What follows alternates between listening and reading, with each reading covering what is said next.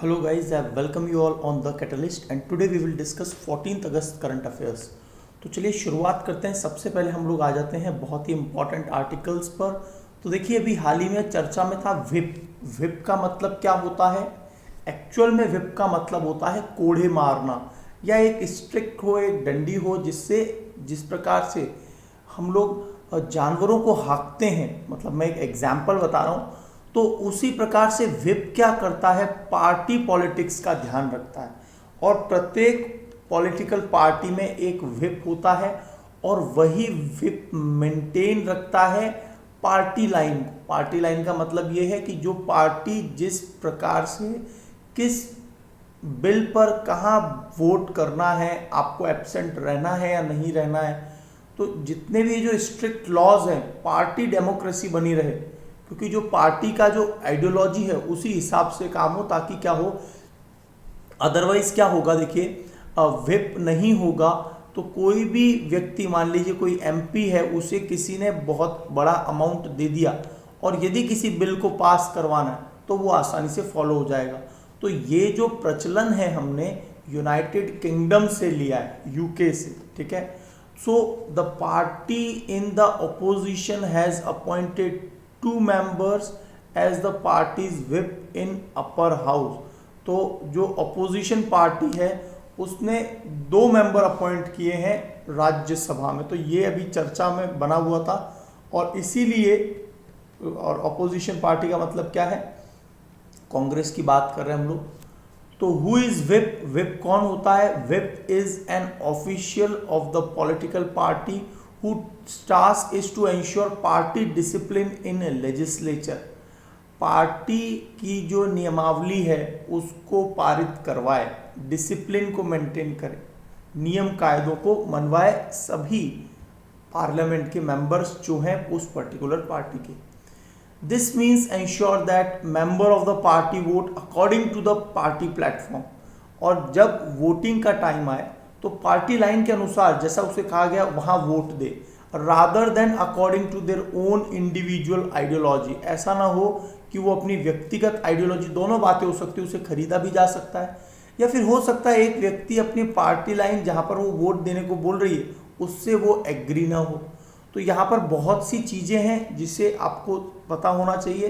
तो यहाँ पर व्हिप्स आर पार्टीज एनफोर्सर, वो बलपूर्वक चीजों को लागू करवाते हैं। And this try to ensure that their fellow political party legislator attend voting session, vote according to their party official policy, जो उनकी ऑफिशियल पॉलिसी है उसके अनुसार वोट हो।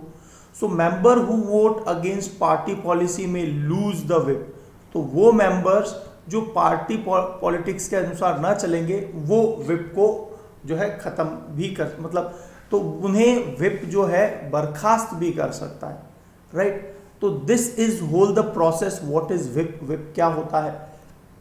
भारत में ये कॉन्सेप्ट सबसे पहले जो ब्रिटिश रूल है वहां से आया है। तो देखिए भारत की जो पार्लियामेंट वगैरह है उसमें ज़्यादातर जो कन्वेंशंस वगैरह चल रहे हैं या तो इन 70-75 सालों में बने हैं, या फिर हमने किसी न किसी गवर्नमेंट कंट्री वहाँ के प्रचलन को, कन्वेंशन को यहाँ पर कॉपी किया है। So every major political party appoints a whip who is responsible for the party's discipline.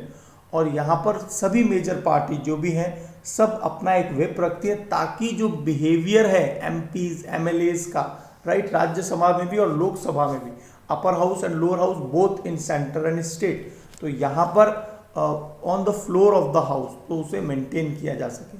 Usually they direct the party's member to stick the party's stand, कि वे व्यक्ति सभी पार्टी का जो स्टैंड है उस पर बने रहें, स्टिक रहें on the certain issue, direct them to vote as per the direction of senior party member. तो जो सीनियर पार्टी मेंबर होता है वो जिस प्रकार बताता है उस प्रकार इन्हें वोटिंग करनी होती है। So what happens if a whip is disobeyed? क्या होगा जब एक व्हिप बात को नहीं मानेगा? सो इस केस में क्या होता है, अ लेजिस्लेटर में फेस डिस्क्वालिफिकेशन। तो हो सकता है कि उसको डिस्क्वालीफाई कर दिया जाए proceeding if he or she disobeys the whip of the party unless the number of lawmakers define the whip 2/3। यदि एक लार्ज नंबर ऑफ लेजिस्लेटर है, मतलब जो एमपीज हैं, यदि 2/3 स्ट्रेंथ से हाउस में ये बोल दे नहीं इसने ऐसा नहीं किया है तो बात अलग है, अदरवाइज उसका डिस्क्वालिफिकेशन। तो 2/3 तो लाना अपने आप में आपको पता ही है कि it is very tough task.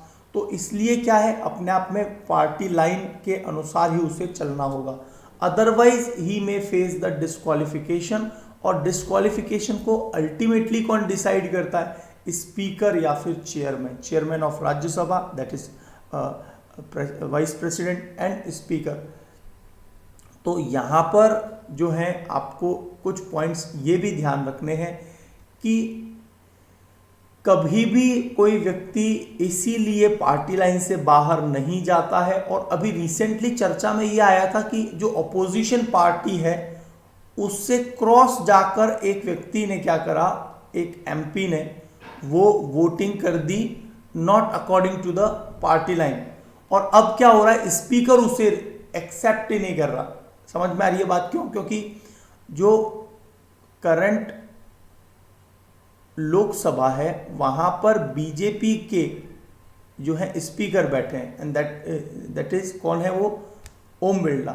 अब वो बीजेपी के पार्टी लाइन में, अब किसी ने अपोजिशन पार्टी में मान लीजिए किसी व्यक्ति ने वोट किया और वोट पार्टी लाइन के अनुसार नहीं किया, विप को पता चल गया कि इसने नहीं किया, तो उसने स्पीकर को बोला, तो स्पीकर ने उस पर ध्यान ही नहीं दे रहा, लंबे समय से उसको डिस्क्वालीफाई नहीं कर रहा। तो ये भी कई बार एक इश्यू हो जाता है, ठीक है, ये आपको याद रखना है। सो लिमिटेशन ऑफ विप क्या है, there are some cases such as parliament election where whip cannot direct a member of parliament और member of legislative in a vote of a particular fashion. मतलब पर्टिकुलर कुछ एरिया ये भी हैं कि जरूरी नहीं है कि व्यक्ति को विप के अनुसार ही वोट करे जैसा उसे कहा गया है। जैसे प्रेसिडेंट का चुनाव हुआ, ठीक है, ये सबसे इंपॉर्टेंट बात है। तो प्रेसिडेंट के चुनाव में है ना, इलेक्शन ऑफ प्रेसिडेंट, इनके चुनाव में ऐसा नहीं है कि विप की बात माननी होगी, वो स्वतंत्र हैं कि आप किसको वोट देना चाहते हैं, है ना। कई बार ऐसा हुआ है कि एपीजे अब्दुल कलाम खड़े हुए हैं तो ऑपोजिशन के कुछ मेंबर्स ने भी उन्हें वोट दिए हैं। विप के अनुसार चलना जरूरी नहीं है, व्यक्ति बहुत इंपॉर्टेंट थे। सो विप 3 प्रकार का होता है। विप का मतलब क्लियर हो गया होगा, कोड़े मारना। तो पहला प्रकार है 1 लाइन विप, सेकंड है 2 लाइन विप एंड थर्ड है 3 लाइन विप। 1 लाइन विप में क्या होता है, इश्यू किया जाता है और इन्फॉर्म किया जाता है member of the party about a vote, एक वोट के बारे में इन्फॉर्म किया जाता है and it allows the member to abstain in case, यदि वो उसके लिए वोट नहीं करना चाहता तो उसे अलाउ है कि वो एब्सेंट हो सकता है यदि वो डिसाइड न कर पाए कि पार्टी लाइन हमारे मतलब उस व्यक्तिगत रूप से उसकी आइडियोलॉजी से मैच नहीं करती है। Is it clear?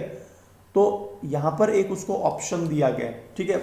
1 line whip में वो एब्सेंट हो सकता है ना, पार्टी लाइन का उसको कुछ समझ में नहीं आ रहा है उस केस में।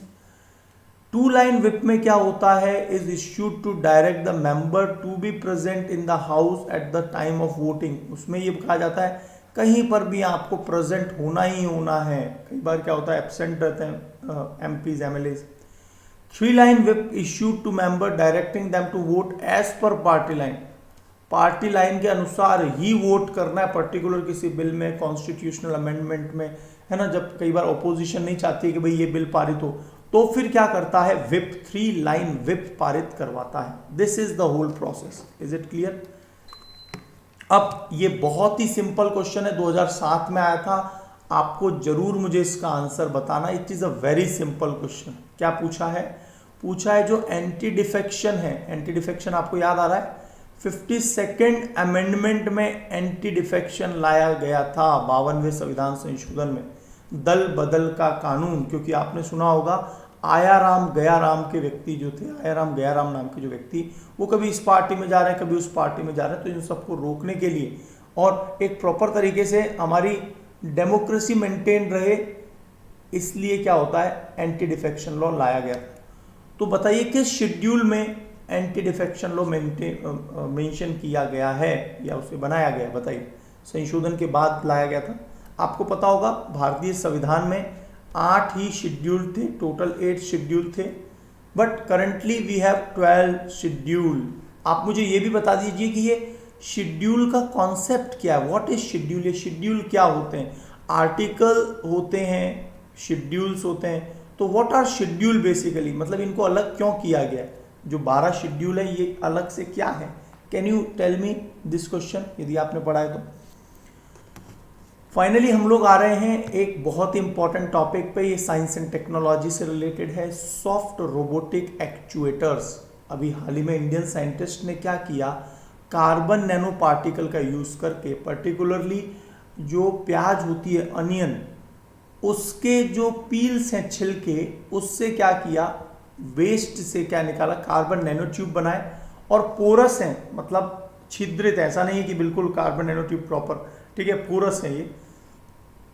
और ये क्या करेंगे, फोटोकेमिकल कैपेसिटी है इनमें, मतलब क्या हुआ, लाइट जाएगी, मैकेनिकल वर्क, मतलब वो मूव कर सकेंगे। तो इस प्रकार की जो रोबोटिक एक्चुएटर्स, देखिए एक्चुएटर्स क्या होता है, एक्चुएटर्स का मतलब, आपने रोबोटिक आर्म देखिए, रोबोटिक आर्म, कभी रोबोटिक्स पढ़ा हो आपने यदि साइंस एंड टेक्नोलॉजी में, तो ये जो आर्म होती है ना रोबोट की, तो वो अपने आप किसी चीज को लेने के लिए आगे जा रही है, फिर ये जो हाथ है उससे पकड़ रही है, तो ये जो मैकेनिकल वर्क चल रहा है ये सब एक्चुएटर है। Is it clear? So soft robotic actuator consisting of rubber like polymers, तो यहां पर क्या हो रहा है, रबर लाइक पॉलीमर्स हैं, राइट, और with the embedded nanomaterial can act efficiently trap the illuminating low power near infrared light। तो जो इंफ्रारेड लाइट होती है, अवरक्त किरणें, अवरक्त किरणें आपको कहाँ मिलेंगी, रिमोट कंट्रोल जिससे कंट्रोल किया जाता है टीवी को, उसमें इंफ्रारेड है, ठीक है। इंफ्रारेड ही वो है जो हमारे शरीर से लगातार निकलती रहती है, किसी भी गर्म वस्तु से इंफ्रारेड निकलती है, याद रखना। Infrared is a part of light. जब आप जो है लाइट स्पेक्ट्रम पढ़ेंगे तो उसमें ये सब जो है आपके आता है ना, मैंने आपको एक बार शॉर्ट नोट बनाने के लिए भी बोला था इस पर, है ना, स्पेक्ट्रम पर। तो actuation is the state of condition being impelled to move action, किसी भी एक्शन को करवाने के लिए, है ना, जो एक्शन होता है वो क्या है, जो रोबोट्स ऑटोमेटिकली स्वचालित लेते हैं। So actuators can convert the control signal source of energy, और यहाँ पर सोर्स ऑफ एनर्जी क्या रहेगी, light, into mechanical motion with bio engineering application. और ये सब सफल हो गया तो हम इस प्रकार की चीजों का वाइड स्केल पे यूज करेंगे। तो आपने जरूर सुना होगा टारगेटेड ड्रग डिलीवरी, किसी व्यक्ति को लिवर, यकृत के पर्टिकुलर किसी भाग में कैंसर है तो उसे इंजेक्शन दिया जाएगा, उस इंजेक्शन में जो पार्टिकल्स होंगे उसमें नैनो सबमरीन्स होंगी, मतलब नैनो पनडुब्बीज। वो पनडुब्बी क्या करेंगी, बहुत पतली है, नैनो लेवल पे है, हमारे त्वचा में जाएगी, त्वचा के बाद में ब्लड में जाएगी, ब्लड में क्या होगा, वो सेंस करेंगे कि कहाँ पर कैंसर जनित कोशिकाएं, कार्सिनोजेनिक सेल्स हैं। जैसे उनको मिल जाएगा सेंसर अलर्ट हो जाएगा और वो वहाँ पर ही जाकर बस्ट करेंगी, वहीं पर बस्ट करेंगी तो वो पर्टिकुलर कोशिकाएं, उनको जलाने में मदद करेगा, बर्निंग जैसी हो जाएगी तो वो जो कार्सिनोजेनिक सेल है उनका बढ़ना, अनकंट्रोलेबली जो कैंसर की कोशिकाएं बढ़ती चली जाती हैं उसको रोकने में ये मदद करेगा। This is the targeted drug delivery. Is it clear?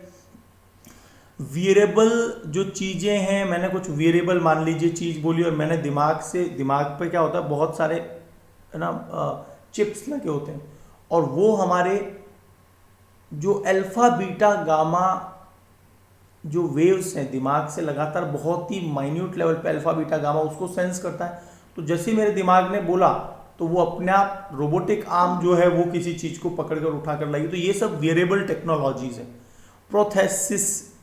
Prosthesis, इसका मतलब ये है कि जो ऑर्गन्स है, मतलब जो हर्ट है, राइट, इस प्रकार के ऑर्गन्स, ब्रेस्ट ट्रांसप्लांट इत्यादि, तो उसमें भी ये मदद करेगा। मिलिट्री रिमोट स्पेस ऑपरेशंस में भी ये मदद करने वाला है, ठीक है। Achievements under national AIDS control programme, तो नेशनल एड्स कंट्रोल प्रोग्राम में क्या क्या अचीवमेंट हुए, ये आपके गवर्नेंस से रिलेटेड है और साथ ही साथ में साइंस एंड टेक्नोलॉजी से भी रिलेटेड है, मतलब जीएस पेपर 3 और जीएस पेपर 2 से रिलेटेड है। तो देखिए क्या हुआ, national AIDS control programme 4th आ गया है, और ये कब से कब तक है, 2012 से 2021 तक रहा। हमारा नेशनल एड्स कंट्रोल प्रोग्राम की शुरुआत कब हुई थी? 1992 में हुई थी। अब तक 4 ऐसे कंट्रोल प्रोग्राम बन चुके हैं। हमने काफ़ी हद तक एड्स को कंट्रोल कर लिया। इवन वर्ल्ड का, विश्व का जो एक रेंज है, जो वर्ल्ड लेवल पर हम लोग जो देखते हैं कि इतना ज़्यादा एड्स के केसेस बढ़ रहे हैं, उसकी तुलना में भारत ने काफ़ी कम कर लिए। तो आप क्या देखेंगे, बहुत ही इंपॉर्टेंट पॉइंट्स हैं यहाँ पर, कि इस फेज में भारत ने 2020 तक जो 15 to 49 एज के ग्रुप के लोग हैं, प्रेवलेंस ऑफ एड्स इज 0.22%, तो लो नेशनली प्रेवलेंस रेट कर दिया है। उसके बाद में देखिए विश्व लेवल पर जो एड्स के केसेस हैं उसका डिक्लाइन भारत में 48% देखा गया है। भारत में जो नंबर्स थे उसकी तुलना में 48% डिक्रीमेंट देखने को मिला, जबकि ग्लोबल एवरेज देखोगे तो आप 31% है। तो हमने बहुत अच्छा डिक्लाइन किया। इसके बाद में estimated annual AIDS related mortality, जो मृत्यु होती है, भारत ने 82% तक कम कर दी। विश्व में ये 42% कम है। अब ये विश्व से कंपैरिजन कर रहे हैं जिसमें अफ्रीकन कंट्रीज भी आ गए। यदि यूरोपियन है उन देशों से करेंगे तो उन्होंने तो काफ़ी तक पूरी तरह से रोक लिया है। ठीक है, सो आपसे मेरा ये प्रश्न है कि भारत पूर्णतया इरेडिकेट कब करेगा एड्स को, ये आपको बताना है। So national AIDS control programme launched in 1992 is being implemented as comprehensive program for prevention and control of HIV and AIDS। AIDS और HIV को रोकने के लिए ये कॉम्प्रहेंसिव प्रोग्राम लाया गया है। और इसकी मदद से क्या कर रहे हैं, इसकी मदद से बहुत सारी NGOs, पीपल जो रह रहे हैं HIV में, तो NGOs की मदद से नेटवर्क बनाना ताकि प्रॉपर स्टडी किया जा सके और कैसे उनका मनोबल भी बढ़ाया जाए और एक्चुअल जो सिचुएशन है उसको अंडरस्टैंड भांपते हुए अन्य लोगों में कैसे रोका जा सकता है। तो ये एक तरीका है और इसीलिए इसमें डिसेंट्रलाइज्ड अप्रोच रिस्पॉन्स का प्रयोग किया जा रहा है। तो यहाँ पर अलग अलग ऑब्जेक्टिव्स रहे, NACP 1 के, NACP 2 के, NACP 3 आया था 2007 से 2012, 5 साल के लिए था। पूरी तरह से रोकना और रिवर्स कर देना एपिडेमिक को, जो ये एड्स की है। ठीक है, तो यहाँ पर जो national AIDS control programme 4th आया था, aim to accelerate the progress of the reversal and further strengthen the epidemic response in India through caution and well defined integrated process over 5 year. तो यहाँ पर अब तो ये क्या हुआ, पेंडेमिक आ गया वगैरह, तो उसके कारण ये और भी एक्सटेंड हो गया है। तो ये याद रखना 2012 से 2021 अब national AIDS control programme 5th आएगा और कोशिश की जाएगी कि 5th के एंड तक जाते जाते सभी एड्स के केसेस बिल्कुल ख़त्म हो जाएं। लगातार इन्फेक्शंस की रेट को कम करना, 50% तक ला देना 2007 के बेसलाइन से। तो यहाँ पर क्या होता है, टारगेट्स रखे जाते हैं और उन टारगेट्स के लिए क्या होता है, डिसेंट्रलाइज तरीके से NGOs और जो व्यक्ति इससे प्रताड़ित चल रहे हैं उन पर किस प्रकार से ऐसी कार्रवाई की जाए कि उनकी संख्या में कमी आ जाए। तो प्रोवाइड करते हैं ये comprehensive care support all the person living with HIV AIDS. तो जो भी इसमें जी रहे हैं उनके साथ में ये ब्रिज जो है ये इम्प्लीमेंट किया जाता है।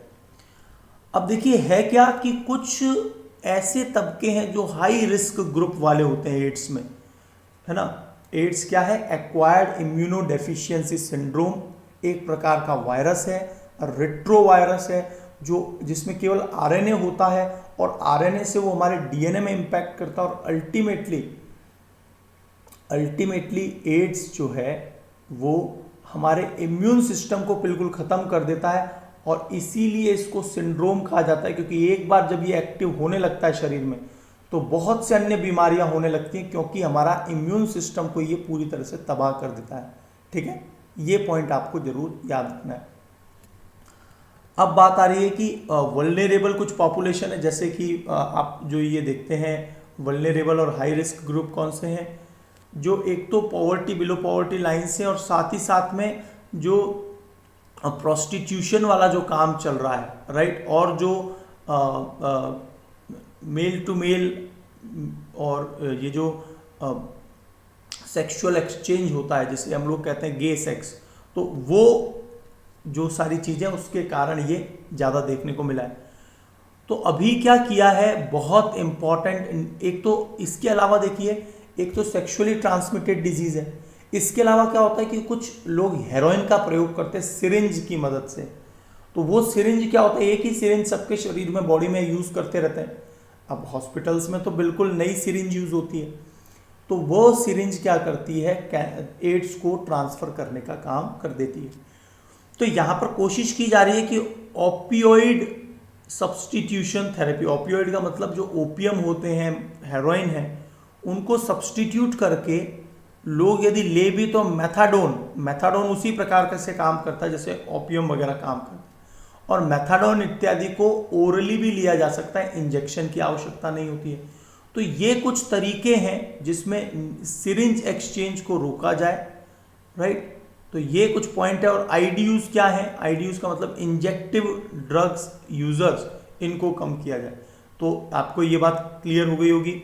Man who have sex with man, transgender, हिजराज, ये जो ट्रकर्स एंड माइग्रेंट्स, और विशेषकर ये जो प्रोस्टिट्यूशन, फीमेल सेक्स वर्कर, इनमें ये सबसे ज़्यादा देखने को मिलता है, राइट। चलिए अगला पॉइंट आ रहा है, बहुत ही इंपॉर्टेंट अगेन, जननी सुरक्षा योजना। चाहे किसी महिला के कितने भी बच्चे हों, 2, 3, 4, 5, उन्हें एक 500 रुपये की राशि दी जाती है यदि वो इंस्टीट्यूशनल डिलीवरी नहीं कर रही हैं। इंस्टीट्यूशनल डिलीवरी का मतलब क्या होता है कि जो हॉस्पिटल्स में की जाती है प्रॉपर तरीके से। भारत में लगातार इंस्टीट्यूशनल डिलीवरी की संख्या बढ़ती जा रही है, बहुत अच्छी बात है। इंस्टीट्यूशनल डिलीवरी यदि होती है तो मैटरनल मॉर्टेलिटी रेट और इन्फेंट मॉर्टेलिटी रेट में लगातार गिरावट देखने को मिलती है। तो जननी सुरक्षा योजना एक बहुत ही सिग्निफिकेंट इम्पैक्ट, और इसके तहत आपको आशा वर्कर भी याद आ रहे होंगे। तो भारत में जो नेशनल हेल्थ फैमिली सर्वे 3 था, उस समय पर पूरे भारतवर्ष में इंस्टीट्यूशनल डिलीवरी थी 38.7%। अब जो नेशनल फैमिली हेल्थ सर्वे आया है उसमें 78.9%, मतलब आप देखिए कि हॉस्पिटल्स में इंस्टीट्यूशनल डिलीवरी की संख्या लगातार अब बढ़ती जा रही है। It was launched in 2005 by modifying the national maternity benefits, और इसमें नेशनल सोशल असिस्टेंट की मदद से मैटरनिटी बेनिफिट्स भी दिए जाते हैं। सो यहाँ पर देखिए, this 100% centrally sponsored scheme is implemented by department of health and family welfare, इसके द्वारा ये किया जा रहा है। ऑब्जेक्टिव क्या है, वही मैटरनिटी रेट और इन्फेंट मोर्टेलिटी रेट इत्यादि को कम करना।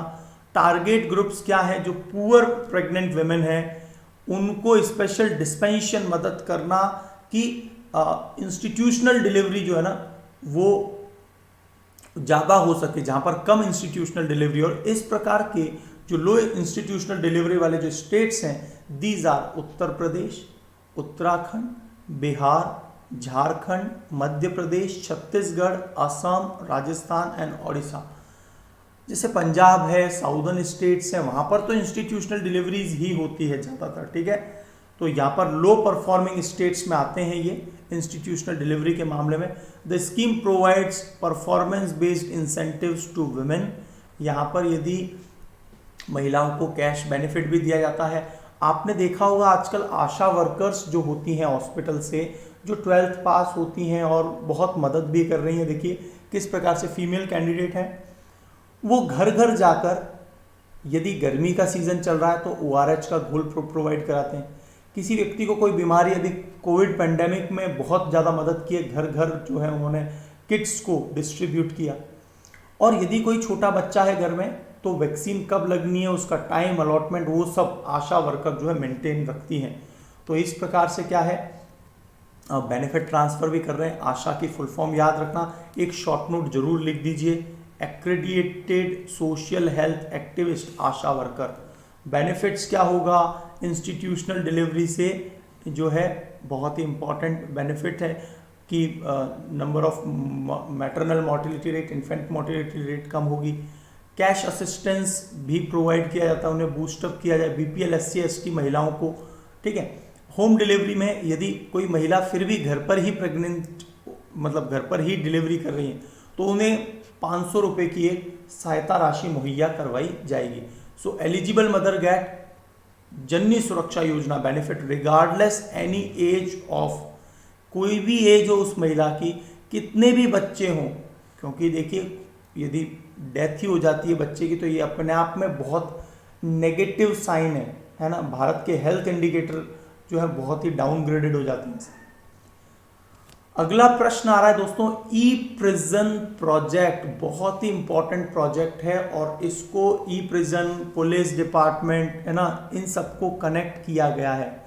CCTNS नाम के जो पोर्टल है उससे कनेक्ट किया गया है और सभी राज्य और यूनियन टेरिटरीज में लागू किया गया। ई प्रिजन में कौन काम कर रहे हैं, मतलब ये हुआ कि कौन कौन से लोग जो कि जेलों में हैं और वो क्या क्या प्रोडक्ट वगैरह बनाते हैं। आपको पता होगा जब कैद बामुशक्कत दी जाती है तो उस केस में किसी व्यक्ति ने क्या बनाया है, उसने जो बनाया है वो काला बाजार नाम की एक साइट पर रखा जाता है और उसे सेल आउट करने में मदद मिलती है, क्योंकि सरकार जो है ना इनसे कुछ मेहनत करवाती है अलग अलग प्रोजेक्ट पर।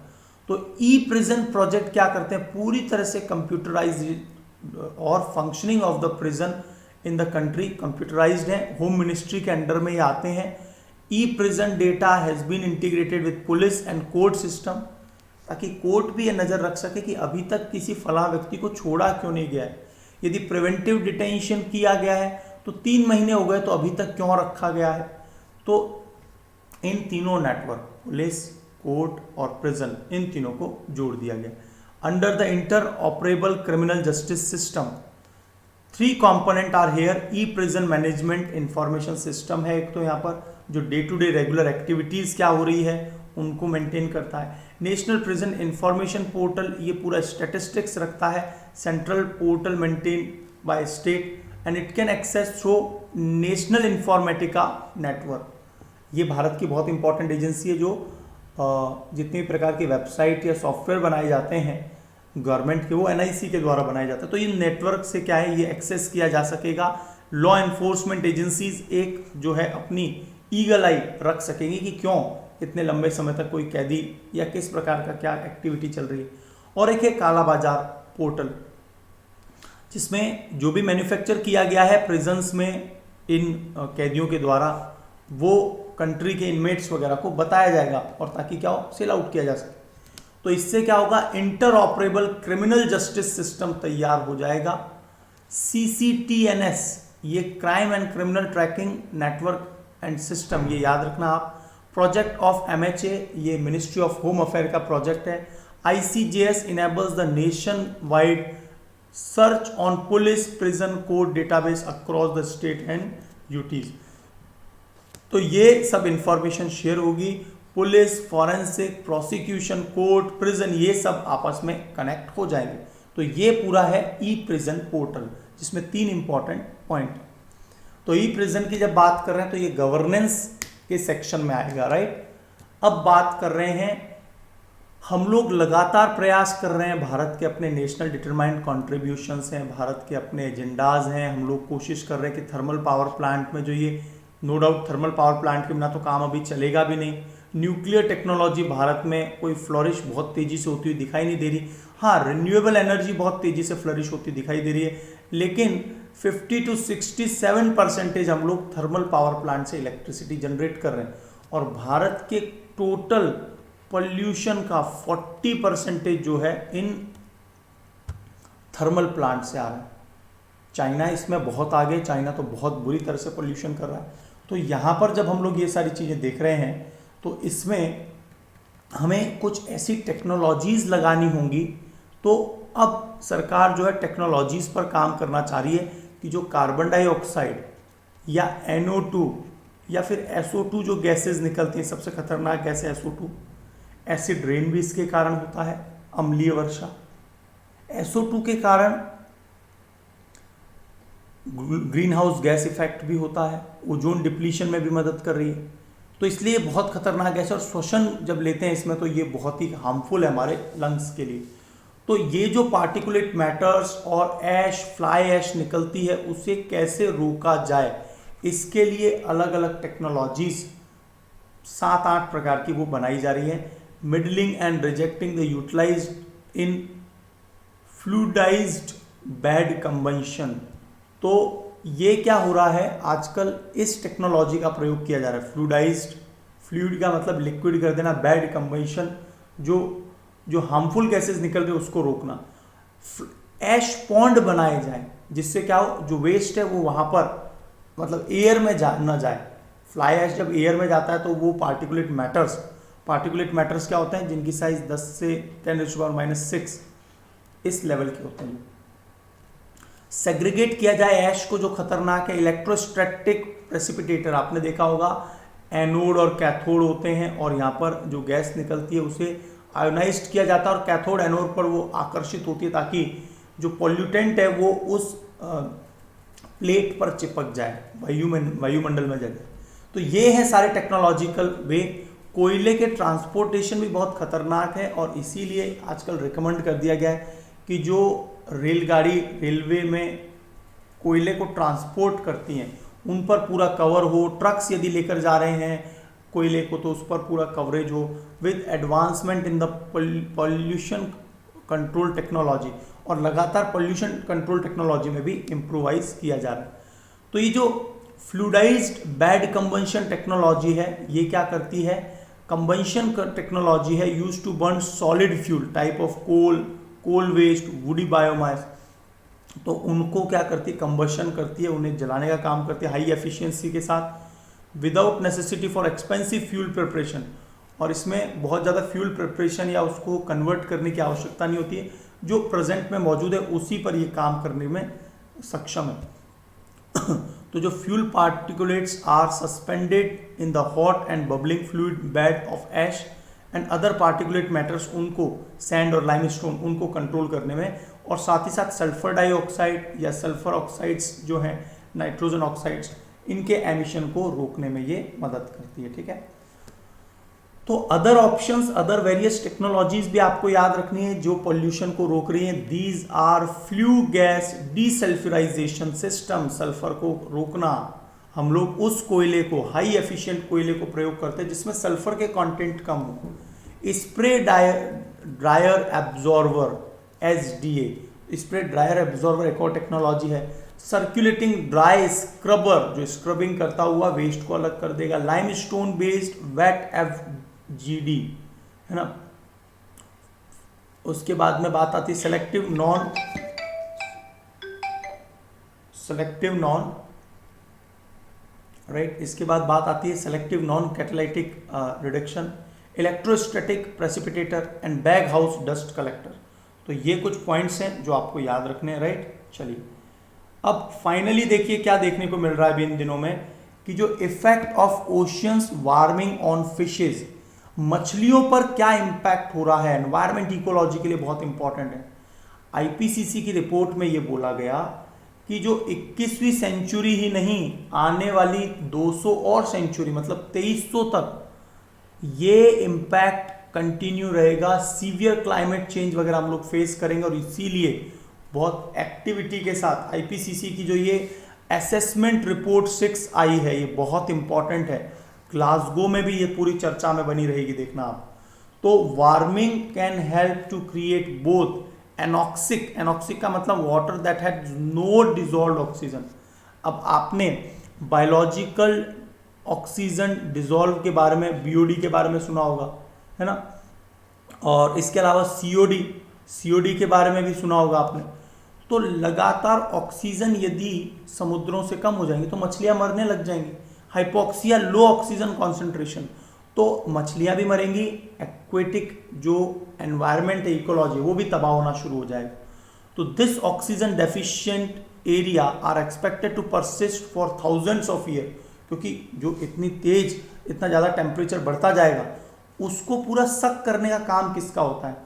टेम्परेचर यदि बढ़ता है, ग्लोबल वार्मिंग जब होती है, ये गैसेस हीट को वापस से बाहर नहीं एमिट होने देते, है ना। आपने सुना होगा ना कि ये जो शॉर्ट वेव और लॉन्ग वेव का कॉन्सेप्ट है, ये वापस बैक जा ही नहीं पाती हैं। और इसी कारण क्या होगा, सारा का सारा जो हीट है वो ओशियन एब्जॉर्ब कर लेगा और इससे ऑक्सीजन डेफिशिएंट हो जाएगा वाटर, और बहुत से जलीय जीव मरने लग जाएंगे। So warming oceans are cause stress, decrease the range and increase the disease, even wipe out many commonly eaten fishes. तो बहुत सी जो सामान्यतः खाई जाती है मछलियाँ वो सब वाइप आउट ही हो जाएंगी। रिसेंट स्टडी ने ये बताया है कि number of open water species in the tropical marine zone decline by about 50% in 40 years up to 2010। तो ये जो ग्लोबल वार्मिंग तो 1 डिग्री सेंटीग्रेड ही बढ़ा है अभी इस बीच में, जो इंडस्ट्रियल एरा है। आने वाले सालों में से तो 3 से 4 डिग्री या उससे भी ज़्यादा बढ़ जाएगा, राइट। तो ये देखने लायक होगा कि किस प्रकार से हम चीज़ों को मेंटेन करेंगे। Several species might migrate to poleward, pole की तरफ चली जाएंगी, वहाँ रहेंगी आइडियल टेम्परेचर रेंज में। Fishes like sardine, pilchard, herring, ये बहुत इंपॉर्टेंट फिशेज हैं, will become smaller in size, वो साइज में छोटी हो जाएंगी। Study found that sharks reared to warm water weight less and had low metabolic performance than those raised in lower temperature। तो वो उनका मेटाबॉलिक रेट चेंज होना शुरू हो जाएगा। तो अपने आप में सभी मछलियाँ स्ट्रगल करेंगी सर्वाइव को, फूड सिक्योरिटी उनकी खत्म हो जाएगी। तो ये सभी एनवायरमेंट इम्पैक्ट देखने को मिलेंगे। Capacity to extract environment through their gills, तो ये सभी इम्पैक्ट जो है टेम्परेचर के इंक्रीमेंट पर देखने को मिलेगा, ठीक है। So these are the very important points, आपको याद रखना है कि मछलियों पर और फिर हमारी फूड सिक्योरिटी में बहुत बड़ी दिक्कत आ जाएगी, क्योंकि इन्हीं के कारण अभी जो है सब कुछ मेंटेन है। अब बात कर रहे हैं एक्स अल मौसाद अल हिंदी, ये क्या है?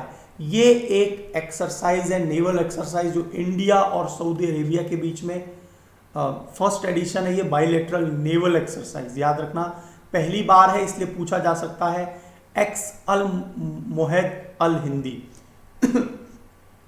It comprises several shore and sea based drill between two navies. Saudi Arabia भी बहुत बड़ा परचेजर है डिफेंस का, याद रखना। It reflect growing defence ties between two nations wake of Indian army chief first visit to West Asian countries last year. तो army chief जो हैं उन्होंने विजिट किया था और ये पहली बार एक्सरसाइज देखने को मिलेगी सऊदी अरेबिया के साथ। INS Kochi is the India's warship participating in exercise. INS Kochi participate करेगा और इस प्रकार से पर्शियन गल्फ और यहाँ पर जो टेंशन है, स्ट्रेट ऑफ हॉर्मूज वगैरह की जो इश्यू है, और साथ ही साथ में सोमालिया के पायरेट्स इत्यादि हैं, और हमारे जो वेसल्स हैं जो माल लेकर आते हैं, सामान लेकर आते हैं, उन सब के लिए क्या है, ये बहुत ही ज़्यादा मददगार साबित होगा। तो अल मोहद अल हिंदी, ये एक्सरसाइज आपको याद रखनी है, right. So now we will discuss some MCQs. तो चलिए शुरुआत करते हैं। 10 एमसीक्यूज होंगे, आप प्रॉपरली यहाँ पर पार्टिसिपेशन करना। एक बहुत ही इंपॉर्टेंट टॉपिक पर हम लोग बात करने वाले हैं आज, and that is adjournment motion. तो आपने बहुत से मोशंस सुने होंगे, no confidence motion, censure motion और एडजर्नमेंट मोशन। तो यहां पर आपसे पूछा गया है इसमें से कौन से स्टेटमेंट सही हैं एडजर्नमेंट मोशन के बारे में। 4 points are given to you. तो यहां पर पहला पॉइंट है, the adjournment motion is introduced only in Lok Sabha. तो क्या एडजर्नमेंट मोशन, स्थगन जो प्रस्ताव है, वो केवल और केवल लोकसभा में ही लाया जा सकता है। It involves an element of censure against government. ये एक प्रकार की निंदा की गई है, मतलब कि गवर्नमेंट जो है वो प्रॉपरली काम नहीं कर रही है, इसलिए एक प्रकार का ये निंदा के लिए करने वाला एक प्रयास होता है। क्या? A member can give not more than 1 notice for any one sitting. एक मेंबर जो है एक से ज्यादा नोटिस नहीं दे सकता एक सिटिंग के दौरान, ठीक है। तो जब एक सिटिंग होती है, बैठक होती है, उसमें एक से ज्यादा नोटिस नहीं दे सकता एक मेंबर, ठीक है। क्या ऐसा कुछ है? एज ए कन्वेंशन, जो परंपरा चली आ रही है उसमें adjournment motion are not taken up on the day of president's address. जब प्रेसिडेंट एड्रेस होता है तब आप एडजर्नमेंट मोशन नहीं ला सकते, ये ऐसा परंपरा है। तो बताइए इनमें से क्या स्टेटमेंट सही है। एडजर्नमेंट मोशन आपने जरूर पढ़ा होगा, सो पॉज कर लीजिए, आराम से पढ़िए और बताइए which statements is are correct hair.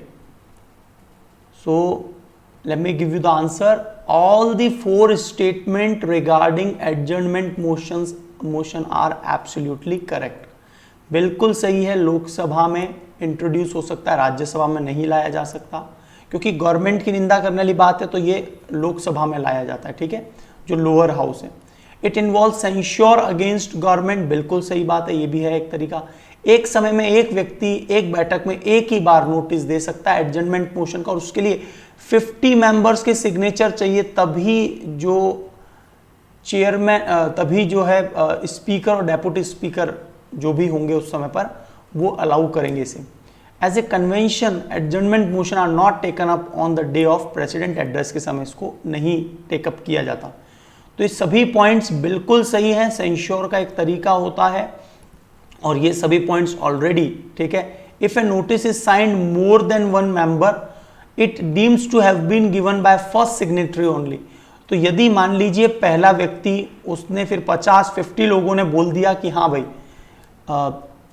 Adjournment motion लाना चाहिए इस पर्टिकुलर एजेंडा पे, जो बहुत ही ज़्यादा पब्लिक अर्जेंसी वाला जो टॉपिक है उसको डिस्कस किया जाए, तो ये जो टॉपिक्स होते हैं एडजर्नमेंट मोशन के 2 घंटे 30 मिनट तक मैक्सिमम चर्चा की जाती है। इसमें सभी चीज़ों को स्थगित करके पहले जो बहुत ही इंपॉर्टेंट डिस्कशन के पॉइंट होते हैं उनको यहाँ पर लाया जाता है।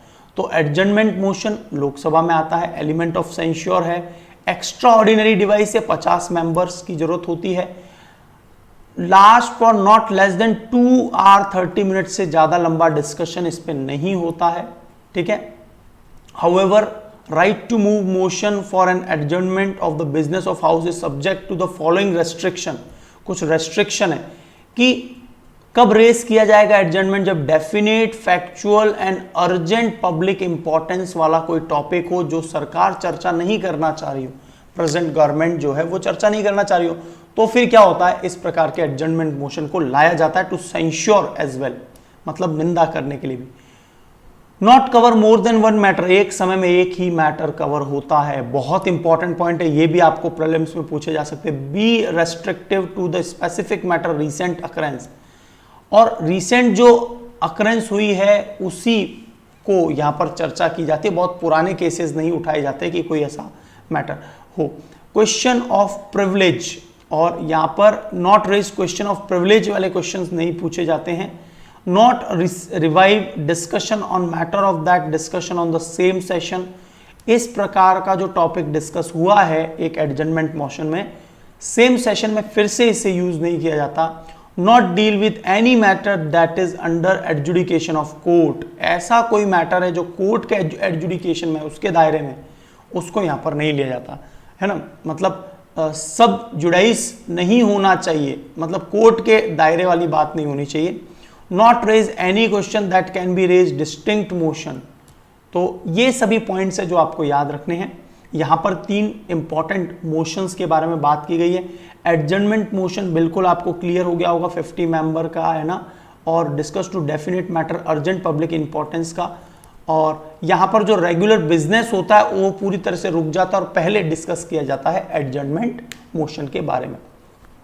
नो कॉन्फिडेंस मोशन जो है एक प्रकार से फ्लोर टेस्ट होता है कि जो सरकार की मेजॉरिटी है भी या नहीं है, मतलब कई बार क्या होता है इस प्रकार से फ्लोर टेस्ट किया जाता है कि सरकार की मेजॉरिटी, मान लीजिए गवर्नमेंट के साथ में जो अलायंट पार्टीज हैं, तो इस प्रकार से क्या होता है फ्लोर टेस्ट, आपको याद आ रहा होगा अटल बिहारी वाजपेयी जी के कार्यकाल में हुआ था, ठीक है।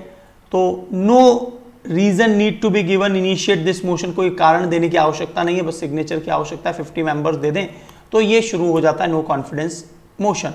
तो यहाँ पर साफ साफ ये हो कि 272 से जो है टोटल किसी भी कारण से नंबर 1 भी कम होता है, इवन 271, आपको याद आ रहा होगा 1 वोट से सरकार गिर गई थी अटल बिहारी वाजपेयी जी की, तो ये नो कॉन्फिडेंस मोशन। सेंश्योर का मतलब है निंदा करने वाला मोशन, तो brought to censure the government for the certain policies and action, specific reason to need given to the initiate this, specific reason देना होता है, नो कॉन्फिडेंस में कोई रीजन नहीं देना होता, ठीक है। और adjournment motion urgent public need के लिए जो होते हैं। This motion can be brought against an individual minister और एंटायर काउंसिल ऑफ मिनिस्टर। तो इंडिविजुअल मिनिस्टर के लिए या काउंसिल ऑफ मिनिस्टर के लिए लाया जा सकता है। आपको 2 पॉइंट्स और पता होने चाहिए, एडजर्नमेंट और प्रोरेगेशन। प्रोरेगेशन क्या होता है भाई? प्रोरोग कर देना, जब स्थगित कर दिया जाता है सिटिंग ऑफ हाउस, लेकिन ये प्रेसिडेंट के द्वारा होता है, वो कहलाता है प्रोरोग। ठीक है, प्रोरोगेशन। और एडजर्नमेंट का मतलब terminates a sitting not a session. Session को टर्मिनेट नहीं किया जाता। प्रोरोगेशन में तो सेशन जो चल रहे हैं, है ना, जैसे मानसून सेशन, विंटर सेशन, उनको टर्मिनेट करने के लिए प्रोरोगेशन यूज किया जाता है। और एडजर्नमेंट में क्या है? बिल्स, पेंडिंग बिल्स, उन पर डिस्कस करने के लिए। और ये प्रेजाइडिंग जो ऑफिसर है, मतलब जो स्पीकर है, डेप्यूटी स्पीकर है, वो डिसाइड करते हैं। प्रोरोगेशन को प्रेसिडेंट, जिसको बोलते हैं सत्रावसन, है ना, सत्राहूत करना मतलब सत्र को बुलाना, सत्रावसन सत्र को खत्म, रोक देना। ठीक है, 3 जो सत्र होते हैं उनकी बात कर रहा हूं। अगला प्रश्न आ रहा है दोस्तों आपकी स्क्रीन पर कि जो Krishna river rises in the western Maharashtra state in western Ghat range. तो वेस्टर्न महाराष्ट्र स्टेट जो है उसके वेस्टर्न घाट से कृष्णा रिवर निकलती है। क्या ये सही है? Pranhita river is the largest tributary of Krishna river. क्या प्राणहिता सबसे लंबी ट्रिब्यूटरी है? क्या आपने मैप में मैंने आपको बोला था कि मैप में देखिए एक बार कि कौन सी रिवर किसकी ट्रिब्यूटरी है, डिस्ट्रीब्यूटरी है, कौन सी राइट बैंक ट्रिब्यूटरी है, कौन सी लेफ्ट बैंक, है ना, कौन सी लेफ्ट बैंक ट्रिब्यूटरी है, कौन सी राइट बैंक ट्रिब्यूटरी है। तो ये सभी हमें पता होना चाहिए यदि रिवर का फ्लो इधर है तो। So this one is the left bank, this one is the right bank tributary. तो आप भारत की इंपॉर्टेंट नदियां, रिवर्स, जैसे गंगा, सतलुज, सतलुज की बजाय हम लोग इंडस की बात करें, इंडस, ब्रह्मपुत्रा, फिर नीचे चलेंगे तो गोदावरी, कृष्णा, कावेरी, इन कुछ रिवर्स की तो आपको सीक्वेंस पता होने ही चाहिए। Source of the Godavari river is situated near Trimbak in Nashik district of Maharashtra. Trimbakeshwar याद आ रहा है आपको?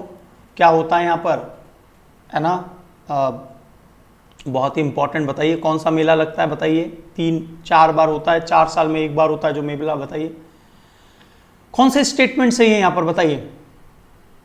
तो पहला स्टेटमेंट बिल्कुल सही है, महाराष्ट्र वेस्टर्न घाट्स के वेस्टर्न वाले पार्ट से निकलती है, ये बिल्कुल ठीक है। प्राणहिता, प्राणहिता नदी लार्जेस्ट सहायक नदी है, tributary river of Godavari, not Krishna. Krishna की तो तुंगभद्रा रिवर सबसे लंबी, जैसे यमुना को हम लोग लॉन्गेस्ट ट्रिब्यूटरी मानेंगे गंगा की, उसी प्रकार से प्राणहिता गोदावरी की और तुंगभद्रा कृष्णा रिवर की। ठीक है, आपसे मेरा प्रश्न है कावेरी की लॉन्गेस्ट ट्रिब्यूटरी कौन सी है? बताइए। गोदावरी नदी का स्रोत महाराष्ट्र के नासिक जिले के त्र्यंबक के पास होता है, बिल्कुल सही है। 1 and 3 is absolutely correct, second is incorrect here. So here it is, देख लीजिए, तुंगभद्रा रिवर सबसे लंबी है, ये रही, यहां से शुरू हुई, तुंगा और वर्धा, ये दोनों जो है मिलती हैं, कॉन्फ्लुएंस होता है, फिर ये यहां जाके मिल जाती है। तो ये पूरा जो एरिया है देख लीजिए, western part of the Maharashtra से यहां से ये उदय हो रही है कृष्णा रिवर। और इसके अलावा आपको भीमा रिवर याद रखनी है, मूसी रिवर याद रखनी है। मूसी, मूसी नदी पर कौन सा शहर स्थापित है? बताइए, बहुत ही इंपॉर्टेंट शहर है मूसी रिवर। और ये फाइनली क्या होती है, बे ऑफ बंगाल में जाके गिर जाती है। तो आपको ये सारी भद्रा रिवर इत्यादि, है ना, वेदावती, हिंडरी, ये सब नदियां जरूर याद रखनी है, left bank, right bank tributary. इसके बाद आप देख लीजिए, गोदावरी में सबसे लंबी जो नदी है उसका नाम प्राणहिता रिवर है। और इसके अलावा गोदावरी में इंद्रावती, वैनगंगा, पैनगंगा, गोदावरी, मंजरा, ये सब नदियां गोदावरी में मिलती हैं। कृष्णा में बात करें तो भीमा, कृष्णा तो है ही मेन, तुंगभद्रा, हंगरी, ये सभी नदियां, राइट। और वैगई नदी भी साउथ की एक इंपॉर्टेंट रिवर है, कावेरी नदी ये है ही। और वृद्ध गंगा, ओल्ड जो गंगा है वो गोदावरी को कहा जाता है, और दक्षिण गंगा जो है वो कावेरी को कहा जाता है। चिल्का लेक आपको पता ही है लोकेशन, ठीक है। Mahanadi is a very important river, Tapi, Narmada, right. क्या क्या स्पेशलिटी बताइए, तापी और नर्मदा की क्या गुण है।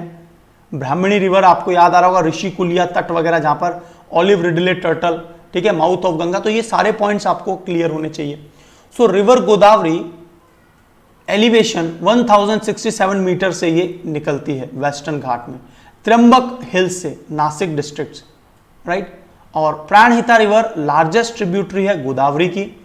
River covering 34% of drainage basin, conveying the combined water of the pan Ganga, Wardha river, ये सब जो है ना मिलकर 34% जो बेसिन है वो बनाती है।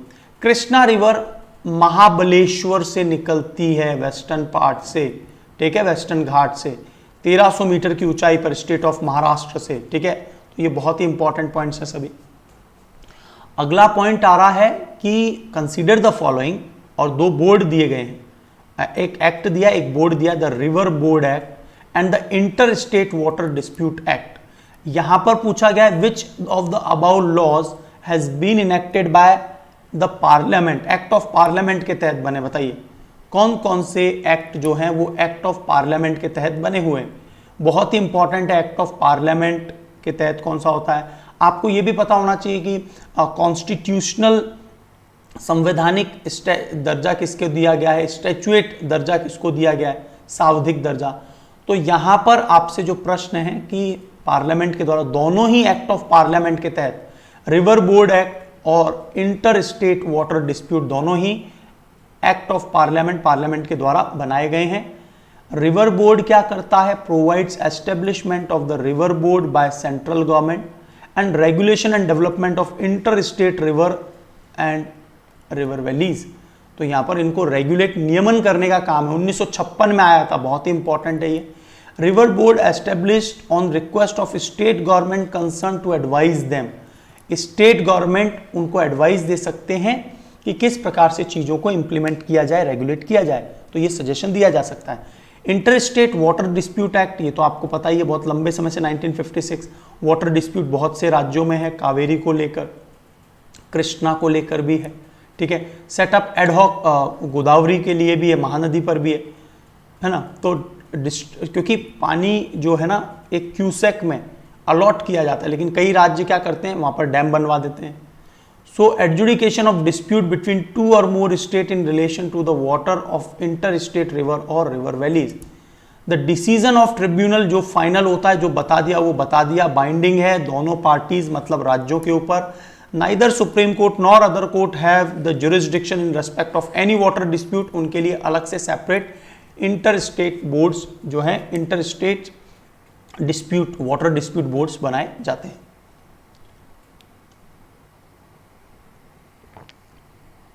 एक बार फिर से प्रश्न आ गया है, गोदावरी की बतानी है आपको, राइट बैंक ट्रिब्यूटरीज कौन सी है।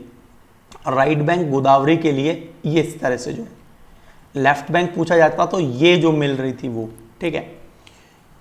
तो प्रवरा, मंजिरा, मनेर, सबरी, यहां पर ये 4 रिवर दी गई हैं। इनमें से आपको बताना है कौन सी राइट बैंक ट्रिब्यूटरी है और कौन सी लेफ्ट बैंक ट्रिब्यूटरी, तो आपको बतानी नहीं है। बताइए, प्रवरा, मंजिरा, मनेर जरूर लोकेट कर लीजिए, ये बहुत इंपॉर्टेंट क्वेश्चंस होते हैं, है ना। रिवर्स के ऊपर बहुत से क्वेश्चंस, कौन से शहर बसे हुए मैच करने के लिए आ सकता है। तो यहां पर द करेक्ट आंसर इज प्रवर, मंजिरा और मनेर, ये तीनों जो हैं राइट बैंक ट्रिब्यूटरी हैं गोदावरी की। साबरी जो है वो ये जो है, हाँ बिल्कुल, प्रवर, मंजिरा और मनेर राइट बैंक ट्रिब्यूटरी हैं, ये लेफ्ट बैंक ट्रिब्यूटरी, ठीक है। 4 सो प्रवरा, मंजिरा और मनेर ये तीनों एक साथ जो थी ऊपर वाली वो राइट बैंक ट्रिब्यूटरी हैं। 16.14% जो बेसिन है वो ये कवर करती हैं, जबकि पूर्णा, प्राणहिता सबसे लंबी बताया था, इंद्रावती, सबरी, तो सबरी देख लीजिए कहां पर आ गया, ये है right bank tributary. Right bank tributary का जो बेसिन है, कैचमेंट एरिया, वो ज्यादा है, ठीक है। तो ये पॉइंट्स इसी प्रकार से आप लोग याद रखेंगे, आपको क्वेश्चंस के अनुसार समझ में आ रहा होगा किस प्रकार के प्रश्नों को पूछा गया है, उसी बिहाफ पे ये क्वेश्चंस है। अगला प्रश्न है national mission for clean Ganga, which statement is are not correct here, ये पूछा गया है ना, नॉट करेक्ट। तो क्या national mission for clean Ganga was constituted under provision of Environment Protection Act 1986? क्या इसे एनवायरमेंट प्रोटेक्शन एक्ट के तहत बनाया गया? सही है या गलत है बताइए। It has a 5 tyre management structure, क्या इसका 5 टीयर मैनेजमेंट स्ट्रक्चर है? थर्ड है it is chaired by prime minister of India, और क्या प्राइम मिनिस्टर ऑफ इंडिया इसके चेयरपर्सन होते हैं? बताइए क्या स्टेटमेंट सही है? विच statement is not correct, right? क्या सही है, क्या सही नहीं है? बहुत ही इंपॉर्टेंट क्वेश्चन है, अपने आप में टफ क्वेश्चन है। So national mission for clean Ganga, हमने पहले भी इस पर क्वेश्चंस देखे हैं, बहुत ज्यादा चर्चा में रहता है, जल शक्ति मंत्रालय के अंडर में है। तो पहला स्टेटमेंट गलत है, सोसाइटी रजिस्ट्रेशन एक्ट के तहत ये प्रोविजन जो है कॉन्स्टिट्यूट किया गया है। 2 स्टेज्ड 2 टायर मैनेजमेंट स्ट्रक्चर है यहाँ पे, और प्राइम मिनिस्टर इसकी एक बॉडी की अध्यक्षता करते हैं, काउंसिल की अध्यक्षता करते हैं, national mission for clean Ganga की अध्यक्षता नहीं करते हैं। All the 3 statements are incorrect here, is it clear? So कौन सा नॉट करेक्ट है? तीनों ही गलत हैं, इसीलिए हम आंसर क्या दे देंगे? D will be the correct answer. National mission of clean Ganga, इसको रजिस्टर्ड किया गया है सोसाइटी रजिस्ट्रेशन एक्ट 1860 के तहत, ठीक है, 1860 के तहत, और ये कब बना? 12 अगस्त 2011 को। National Ganga river basin authority, जो NGRBA है, national Ganga river basin authority, ये जरूर बना है एनवायरमेंट प्रोटेक्शन एक्ट के तहत, ठीक है, NGRBA, इसे बनाया गया एनवायरमेंट प्रोटेक्शन एक्ट के तहत। लेकिन national mission of clean Ganga 1860 ये सोसाइटी रजिस्ट्रेशन एक्ट के तहत बनाया गया। NGRBA since has been dissolved with effect of 7 October 2016, तो यहां पर इसको 7 अक्टूबर 2016 को डिसॉल्व कर दिया गया था, ठीक है, इसे जिसे प्रोटेक्शन एनवायरमेंट प्रोटेक्शन एक्ट के तहत बनाया गया था, इसे डिसॉल्व भी कर दिया गया। और consequent of constitution, national council of rejuvenation protection and management of river Ganga, ये बनाई गई नेशनल गंगा काउंसिल के रूप में। और national mission of clean Ganga जो है 2 टायर मैनेजमेंट स्ट्रक्चर है, जहां पे गवर्निंग काउंसिल है, पहला टायर मतलब गवर्निंग काउंसिल, और एग्जीक्यूटिव कमेटी। और इसमें जो नेशनल गंगा काउंसिल है जो 2016 में बना था, इसके बाद में मतलब NGRBA के बाद में, तो इसे 2016 में बनाया गया, और प्राइम मिनिस्टर इसकी अध्यक्षता करते हैं, ना कि national mission for clean Ganga की। Is it clear? 2 tier management system है, गवर्निंग काउंसिल है और एग्जीक्यूटिव कमेटी है, राइट? चलिए, उड़ान स्कीम के बारे में आपने बहुत अच्छे से सुना होगा। उड़े देश का आम नागरिक, उड़े देश का आम नागरिक में आपको याद आ रहा होगा, अलग अलग जगह पर शहरों में इनको कनेक्ट करने के लिए हेलीकॉप्टर्स, प्लेन वगैरह, और उनका एक चार्जेस निर्धारित किया गया ताकि देश में बहुत तेजी से ग्रोथ हो सके एयरवेज की। और ऐसा हुआ भी, बहुत अच्छा प्रयास है ये, लेकिन बहुत ज़्यादा सक्सेसफुल नहीं हो पाया। It is innovative scheme to develop regional aviation market, क्षेत्रीय एविएशन मार्केट को इनोवेशन लाने के लिए ये स्कीम लाई गई। क्या सही है और गलत है बताइए? It is a central sector scheme with 100% funding of the government of India. क्या इसमें 100% फंडिंग गवर्नमेंट ऑफ इंडिया ही कर रही है? It implemented by airport authority of India. बताइए which statement is are correct here, और है ना, इनकरेक्ट हो तो आप उसको एलिमिनेट करिए। Elimination is a very important rule for exam. तो उड़े देश का आम नागरिक जो है ये सेंटर स्पॉन्सर्ड स्कीम है, राज्य भी फंडिंग करेंगे। सेकंड स्टेटमेंट इनकरेक्ट, ये भी गलत और ये भी गलत, 50-50 आ गए हम लोग। और बाकी पहला स्टेटमेंट तो बिल्कुल सही है और एयरपोर्ट अथॉरिटी ऑफ इंडिया के द्वारा करा जा रहा है, तो 1 and 3 C will be the correct answer. Is it clear? तो उड़े देश का आम नागरिक ये सेंट्रल गवर्नमेंट और स्टेट गवर्नमेंट का जॉइंटली फंडेड है, ठीक है, नेशनल सिविल एविएशन पॉलिसी के तहत इसका it is a key component of centre's national civil aviation policy. आप ये बता दीजिए इंटरनेशनल सिविल एविएशन का जो मुख्यालय है, इंटरनेशनल सिविल एविएशन एसोसिएशन जो है ना, उसका मुख्यालय कहाँ लोकेटेड है? और भारत में DGCA director general of civil aviation, इसका मुख्यालय कहाँ है? ठीक है, चलिए। हबल टेलीस्कोप अभी चर्चा में रहेगी क्योंकि हबल टेलीस्कोप अब ऑलमोस्ट रिटायर होने की कगार पर है। 1990 में इसे लॉन्च किया गया था और 30 साल इसने काम किया और इसने जैसे चित्र पृथ्वी पर भेजे यूनिवर्स के, एक हमको देखने का डायमेंशन ही बदल दिया कि किस प्रकार का यूनिवर्स है। जिन्हें हम लोग स्टार समझते थे, बहुत दूर स्टार तारे हैं, एक्चुअल में वो गैलेक्सीज निकली। क्योंकि आपको पता होगा एक गैलेक्सी बहुत बड़ी है लेकिन वो बहुत बहुत दूर है, तो हमें एक स्टार की तरह से चमकती हुई दिखाई देगी। तो कुछ तारे नहीं, वो तो पूरी पूरी गैलेक्सीज हैं। ये बात हबल टेलीस्कोप ने, और एक गैलेक्सी में तो लाखों करोड़ों तारे होते हैं, कई के अरबों तारे होते हैं, राइट। तो हबल टेलीस्कोप के बाद अब जेम्स वेब टेलीस्कोप आएगा जो इससे भी कई गुना बड़ा है, लेकिन जो इसका नाम रखा गया है जेम्स वेब, ये जो व्यक्ति हैं अब पता चल रहा है कि ये जो एलजीबीटी, लेस्बियन, गे, बाइसेक्सुअल और ट्रांसजेंडर और प्लस जो भी कम्युनिटी है, ये सभी जो कम्युनिटी है उनके लिए ये बड़े नेगेटिव स्टेटमेंट कहते थे। और इस प्रकार के जो लोग काम करते थे नासा में, उनको इनके द्वारा निकाल दिया गया था। तो अभी प्रोटेस्ट चला अमेरिका में क्योंकि अब एलजीबीटी राइट्स हैं। तो अब जेम्स वेब टेलीस्कोप का नाम परिवर्तित किया जाएगा, ऐसा मतलब चर्चा में। तो ये बहुत बड़ा इश्यू हो गया है कि आने वाले समय में जो पिछले सालों में जो इस प्रकार की चीजों को बहुत विरोध करते थे, वो लोग आज नहीं तो कल बहुत बड़ी समस्या फेस करेंगे। जैसे इनके नाम को ही उस जेम्स वेब टेलीस्कोप पर से हटाकर किसी और का रखा जाएगा, ये देखने को मिलेगा, right. Is it clear? James Webb telescope का नाम बदलने वाला है, क्यों है, समझ में आ गया आपको? चलिए, हबल टेलीस्कोप के बारे में क्या स्टेटमेंट सही है और गलत है बताइए। It is the only telescope design to serviced in space by astronaut. ये केवल एकमात्र ऐसी टेलीस्कोप है जो एस्ट्रोनॉट के द्वारा मतलब डिजाइन सेवित की जाती है। इसमें जो है परिवर्तन लाना होता है तो ऐड होते हैं, अलग अलग मॉड्यूल्स ऐड होते हैं। क्या ये सही है? It was build by United state space agency NASA के द्वारा और इटालियन स्पेस एजेंसी की मदद से बना है।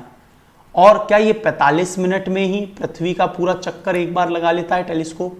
इसका जो मुंह है वो पृथ्वी की तरफ नहीं है क्योंकि पृथ्वी के मिनरल्स इत्यादि को थोड़ी नोटिस करना है। इसका मुख जो है वो ब्रह्मांड की तरफ है, ये बाहर मुख है और ये ब्रह्मांड के चित्रों को, बहुत ही इंपॉर्टेंट चित्रों को ये कैप्चर कर रहा है। तो यहां पर बिल्कुल सही है पहला statement, first statement is absolutely correct here.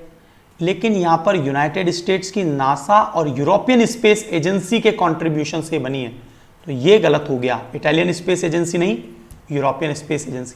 और ये 95 मिनट्स में अपना पूरा चक्कर लगा ली, तो इसका मुख जो है वो यूनिवर्स, ब्रह्मांड की तरफ। हबल टेलीस्कोप 1990 में आई। हबल वो व्यक्ति थे जिन्होंने पहली बार बताया था कि भाई ब्रह्मांड लगातार प्रसार करता जा रहा है, बढ़ता जा रहा है, एक्सटेंशन होता जा रहा है ना, लगातार तारे, चंद्रमा भी पृथ्वी से दूर जा रहा है धीरे धीरे। तो यूनाइटेड स्टेट्स स्पेस एजेंसी और European space agencies telescope astronaut के द्वारा सर्विस्ड की जाती है, चेंज किया जाता है जब भी नए नए इसमें इक्विपमेंट समय समय पर लगते गए। और 95 मिनट में ये पूरा चक्कर लगा लेता है पृथ्वी की। ठीक है, चलिए। सुपर इंपॉर्टेंट कॉन्सेप्ट है एनवायरमेंट इंपैक्ट असेसमेंट, और आपके एनवायरमेंट एंड इकोलॉजी का सबसे इंपॉर्टेंट टॉपिक है। इसको लाया गया था कि कोई भी एक बड़ी इंडस्ट्री प्रोजेक्ट बन रहा है, चाहे वो पब्लिक सेक्टर हो या फिर प्राइवेट हो, उसका एनवायरमेंट क्लियरेंस बहुत जरूरी है। और ये कॉन्सेप्ट बहुत ही इंपॉर्टेंट आया, पहले वर्ल्ड में आया, फिर भारत में भी, और सारे के सारे इस दायरे से होके ही निकलते। वो बात अलग है कि हमारी एनवायरमेंट मिनिस्ट्री कई बार एनवायरमेंट के जो डिग्रेडेशन को धता बता के और वो मान लेती है, वो बात अलग है, कई बार पैसे चलते हैं, कई बार मजबूरी होती है सरकार की। तो ये जो notification was formulated in India in 1994, first time जो भारत में आया था, ये पूरा टॉपिक है आपका और सबसे ज्यादा क्वेश्चन एनवायरमेंट इकोलॉजी में इसी के बिहाफ पर आते हैं। तो बताइए क्या ये वाइल्ड लाइफ प्रोटेक्शन एक्ट के तहत फॉर्मुलेट किया गया है, फॉरेस्ट कंजर्वेशन एक्ट 1980 के तहत किया गया है, एनवायरमेंट प्रोटेक्शन एक्ट 1986 के तहत किया गया है, या फिर बायोलॉजिकल डाइवर्सिटी एक्ट के तहत इसे फॉर्मुलेट किया गया? बहुत ही सिंपल क्वेश्चन है, लेकिन ये एक इंपॉर्टेंट क्वेश्चन है। So the correct answer is, you all know, yes, C is the correct answer. C का मतलब environmental protection act 1986, short note लिख दीजिए। एयर पोल्यूशन एक्ट कब हुआ, शॉर्ट नोट लिख दीजिए। Water pollution act, short note लिख दीजिए। बायोडाइवर्सिटी एक्ट भी है ना, बायोडाइवर्सिटी एक्ट 2002, शॉर्ट नोट लिख दीजिए। Forest conservation act, short note लिख दीजिए। Wild life act protection act, short note लिख दीजिए। ये कहीं ना कहीं आपके मदद करने वाले, शॉर्ट नोट जरूर लिख दीजिए इन पर। सो one of the most successful environmental policy innovation of 20th century is environment impact assessment. The National Environment Policy Act 1969 में united states environment law first time introduce किया गया concept of environment impact assessment, और ये necessary था federal agencies के to evaluate the impact of environment decision, कि किस प्रकार से एनवायरमेंट के डिसीजन लिए जा रहे हैं जब कोई बड़ा प्रोजेक्ट बनता है।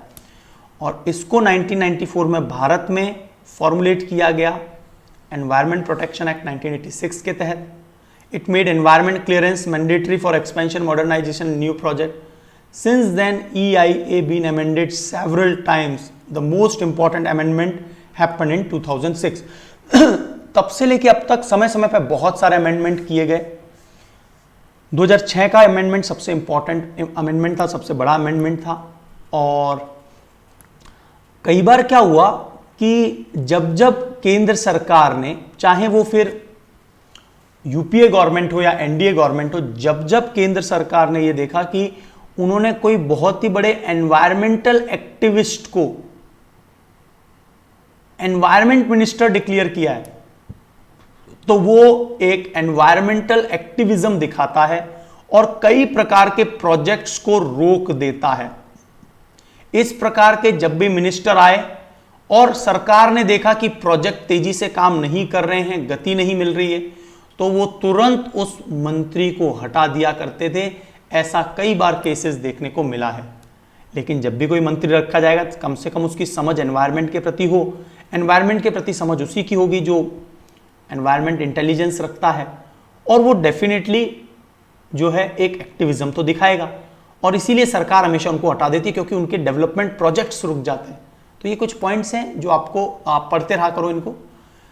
अगला प्रश्न आ रहा है, जो unified mobile application for new age governance, Umang full form याद रखना, क्या ये डिजिटल इंडिया इनिशिएटिव है, नीति आयोग के द्वारा बनाया गया है क्या? बताइए।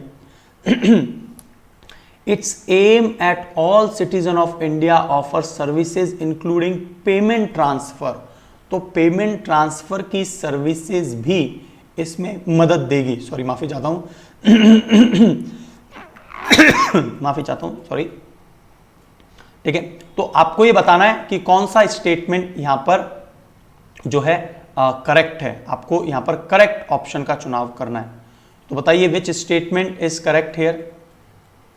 उमंग जो बहुत ही इंपॉर्टेंट एक एप्लीकेशन है, जिसमें अलग अलग राज्य, केंद्र सरकार, उसके जो प्रोजेक्ट्स इत्यादि हैं उनको लाया गया है कि कोई भी एक सिंगल ऐप की मदद से कहीं पर भी सिंगल ऐप में सारे के सारे फीचर्स हैं कि ऑनलाइन पेमेंट भी किया जा सकता है एटसेट्रा। तो पहला पॉइंट गलत है, क्योंकि MeitY, ministry of information technology and electronics जो मिनिस्ट्री है, उसके तहत ही आता है। It aims to all citizens to offer services including payment transfer, बिल्कुल सही है। Both the statements are absolutely correct. C is the correct answer here. ठीक है, तो C is the correct answer. Sorry मैं माफी चाहता हूं, मैंने गलती से C बोल दिया है। C नहीं होगा, फर्स्ट स्टेटमेंट तो गलत है ना, तो ये मेटी के द्वारा है, तो only second is the correct answer. Is it clear?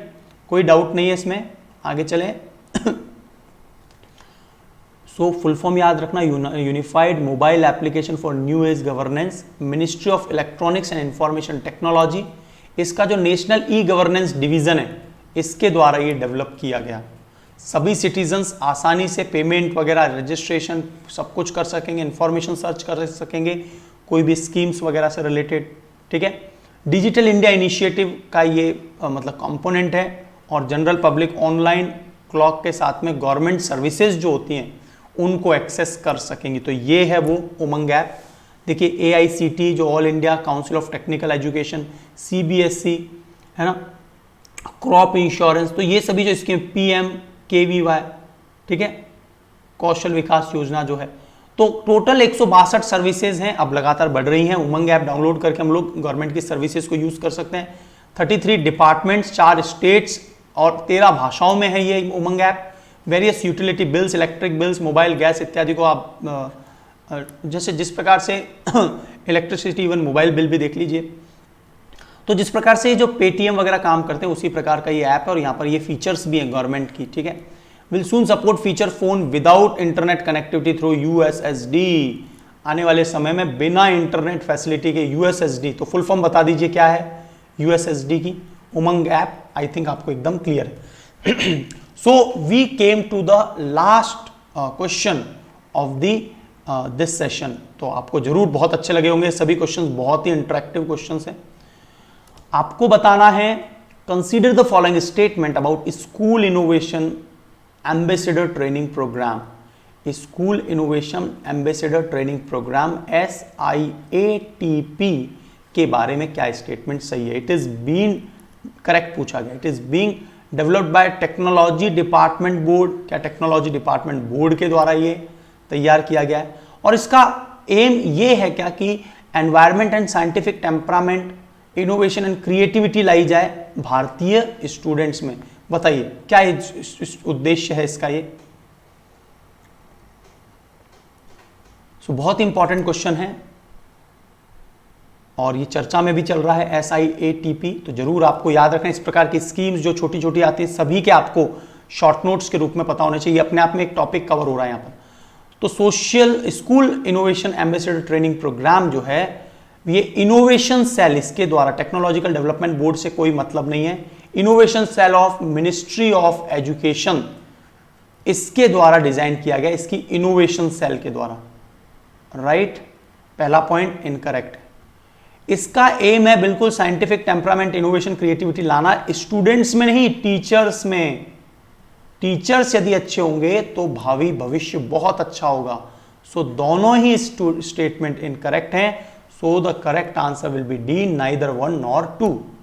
तो एम है स्कूल टीचर्स के ट्रेनिंग प्रोग्राम के लिए उनमें इनोवेशन लाना, entrepreneurship, intellectual property rights, design thinking, product development, idea generation. 50,000 schools के टीचर्स को ट्रेन किया जाएगा। Training will be delivered online mode only.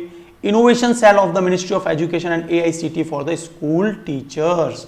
तो ये innovation cell ministry of education के द्वारा डिजाइन किया गया है। ये बता दीजिए कितने मार्क्स आए आपके।